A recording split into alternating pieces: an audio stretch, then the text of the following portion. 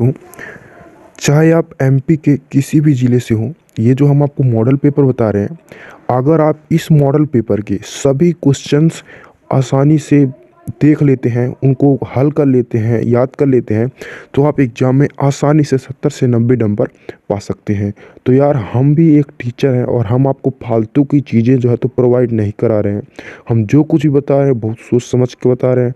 तो इस पेपर को शुरू से लेके एंड तक देख लेना, क्योंकि ये आपके जो जिस क्लास में है, ये क्लास आपकी लाइफ में सिर्फ एक बार आती है और आपको अच्छे से ढंग से मेहनत करना है और अच्छे से इसको अच्छे से एकदम बताना। जब कल के दिन किसी को बताइएगा कि हमारे इतने परसेंट थे इस चीज़ में, तो बहुत अच्छा लगेगा। तो इसके लिए आपको बहुत ज़्यादा मेहनत करनी है, अच्छा रैंक लगाना है और चैनल पर नया हो तो चैनल को सब्सक्राइब करना है।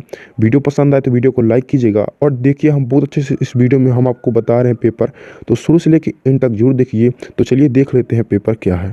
पहली बार आ रहे हो तो चैनल को सब्सक्राइब कर लेना है।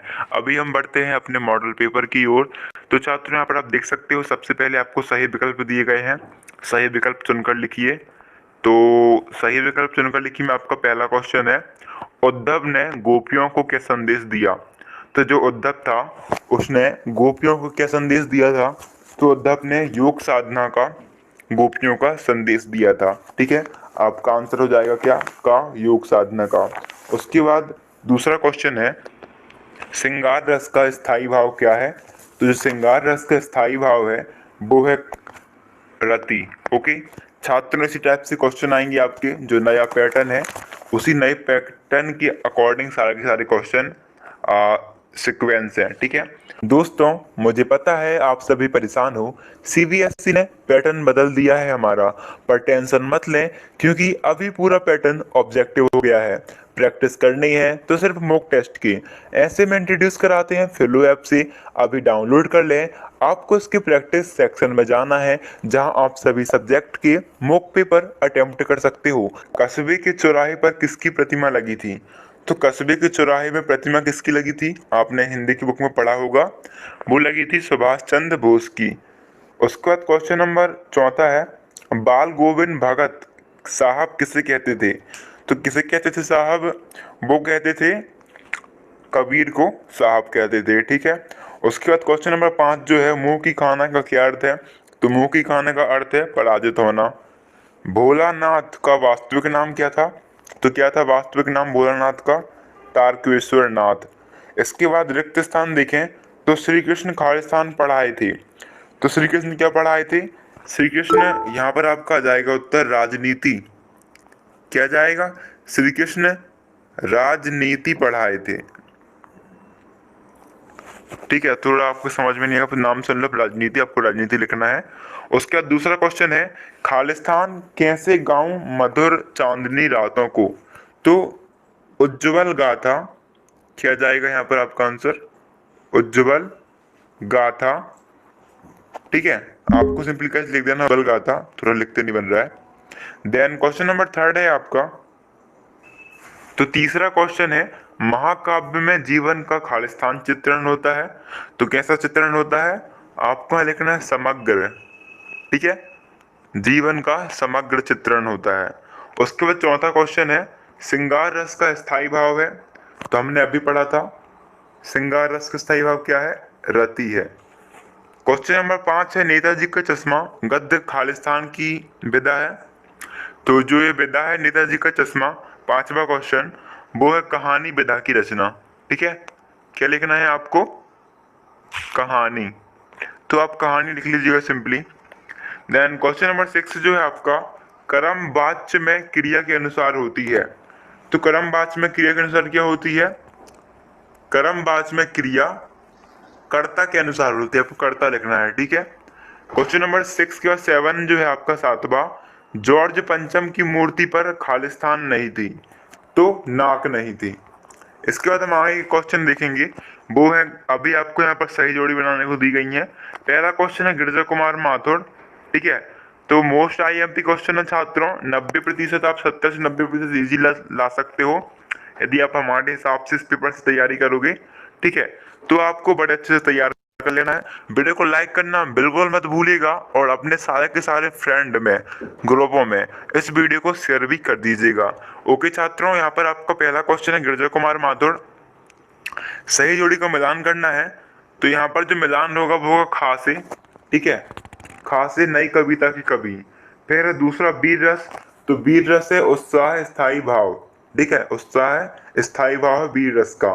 फिर तीसरा है स्त्री शिक्षा से, तो स्त्री शिक्षा से क्या हुआ है, देश का गौरव बढ़ेगा। माता पिता में क्या है, तो माता पिता में है द्वंद्व समास। आटे की गोलियां, आटे की गोलियां क्या हो जाएगा आपका आंसर, मछलियों के लिए। और हिरोशिमा कविता रेलगाड़ी में लिखी गई। इसके बाद क्वेश्चन नंबर 4 जो है, निम्नलिखित प्रश्नों के उत्तर एक शब्द या एक वाक्य में लिखें। गोपियां किसे प्रेम करती थी, तो गोपियां प्रेम करती थी श्री कृष्ण को, ठीक है, आपको श्री कृष्ण लिख देना है। उसके बाद जो क्वेश्चन नंबर नेक्स्ट है, साहित्य लहरी किसकी रचना है, तो ये रचना जो है साहित्य लहरी वो है सूरदास की। ओके, आपको सूरदास लिख देना है। इसके बाद तीसरा क्वेश्चन है, रसों में कितनी संख्या मानी जाती है, तो वो मानी जाती है 9। भारत किस वर्ष में स्वतंत्र हुआ, तो कब स्वतंत्र हुआ भारत, 1947 में स्वतंत्र हुआ। जिन शब्दों से करने या होने का बोध होता है वे क्या कहे जाते हैं, तो वे कहे जाते हैं क्रिया। ओके, आपको क्रिया लिख देना है।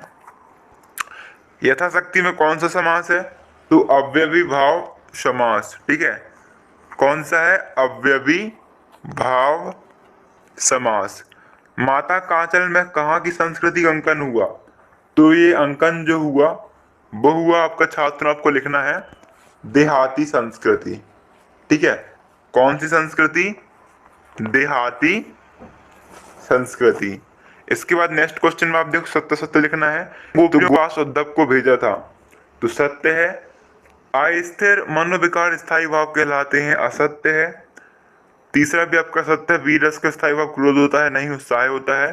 बाल गोविंद भगत गृहस्थ नहीं थे, तो ये भी गलत है आपका, क्योंकि वो गृहस्थ थे। पांचवा है, जिस क्रिया का प्रभाव कर्म पर पड़ता है वह सकर्मक क्रिया होती है, सत्य है। और आपका छठवां क्वेश्चन है वो भी असत्य है, ठीक है।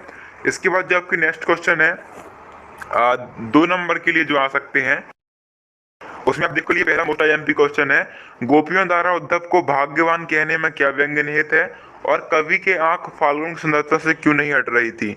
उसके बाद है, भक्ति काल को हिंदी साहित्य का स्वर्णयुग क्यों कहते हैं, अथवा में नई कविता की 2 विशेषताएं लिखते हुए 2 कवियों के नाम लिखिए। गिरजा कुमार माथुर अथवा सूर्यकांत त्रिपाठी निराला में किसी एक की 2 रचनाओं के नाम लिखिए। महाकाव्य किसे कहते हैं, 2 महाकाव्यों के नाम लिखिए। वीर रस की परिभाषा लिखते हुए एक उदाहरण लिखिए। तो गाइस बहुत ज्यादा इंपॉर्टेंट क्वेश्चन है, यदि आप गद्य से देखो, पद्य से देखो या ग्रामर पोर्शन से देखो, इनको तैयार किए बिना आपको पेपर दिए बिल्कुल भी मत जाना है। चाहे आप एमपी के किसी भी जिले से हो, बट आपको पहले इस पेपर को तैयार करना है, उसके बाद ही एग्जाम देना जाना है। तो अच्छे से तैयार कर लीजिएगा, वीडियो को शेयर करना मत भूलिएगा, और पीडीएफ आपको मिल जाएगा टेलीग्राम ग्रुप में। 10वां क्वेश्चन देख सकते हो, दोहा छंद की परिभाषा उदाहरण सहित लिखें। अनुप्रास अलंकार की परिभाषा उदाहरण सहित लिखें। 11वां देखो, भाई खूब क्या आइडिया है, इस काव्य को ध्यान में रखते हुए बताइए कि एक भाषा में दूसरी भाषा के शब्दों के आने से क्या लाभ होते हैं। लेखक ने फादर वुलेक को मानवीय करुणा की दिव्य चमक क्यों कहा है। 12वां क्वेश्चन आप देख सकते हो, निबंध शब्द का अर्थ बताते हुए बाबू गुलाब राय के अनुसार निबंध की परिभाषा लिखें।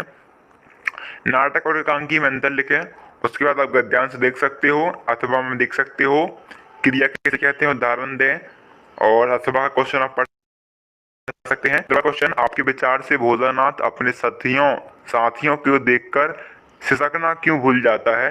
अथवा क्वेश्चन आप पढ़ सकते हैं। 16वां क्वेश्चन देखो, महाकाव्य और खंड काव्य में अंतर स्पष्ट करें। तो लगभग हर ही साल हर परीक्षा में तिमाही, छमाही या वार्षिक, ये क्वेश्चन तो आपको कंपलसरी आता ही आता है, ठीक है। रस के अंगों के नाम लिखें, समास विग्रह करें और समुच्चय में बदलें, जैसे कृत समुच्चय, भाववाच्य, कर्मवाच्य, ठीक है। 18वां क्वेश्चन देखो, इसमें आपको गद्य को पढ़कर क्वेश्चन के आंसर देने हैं। तो ये तो आपका चेंज होता रहता है जहां तक, पर ये भी आ सकता है। इसमें आप 3 क्वेश्चन देख सकते हो और पढ़ के आप इस सिंपल इसका आंसर भी लिख सकते हो। 19वां है, आपको एक पे निम्नलिखित में से किसी एक विषय पर संवाद लिखिए, यानी कि एक दूसरे की बात लिखना है, आपको बात करना है, संवाद लिखना है। तो इसमें आप नहीं करना चाहते तो सिंपली आप किसी एक विषय के बारे में पैराग्राफ लिख सकते हो, यानी किसी विषय में आपको 2-3 पैराग्राफ लिखना है। मूल वृद्धि, बेटी बचाओ बेटी पढ़ाओ, पुस्तकालय। भावार्थ में आपको काव्य सौंदर्य बताना है, तो भावार्थ आपके सामने है। उसके बाद आपको राम वृक्ष बैनीपुरी अथवा महावीर प्रसाद द्विवेदी की 2 रचनाएं भाषा शैली और साहित्य में स्थान देना है। परीक्षा की तैयारी की जानकारी देते हुए पिताजी को पत्र लिखें। अपने विद्यालय को प्रचार को शुल्क मुक्ति के लिए आवेदन पत्र लिखें। और फिर आप देख सकते हो निबंध, तो निबंध में आपके लिए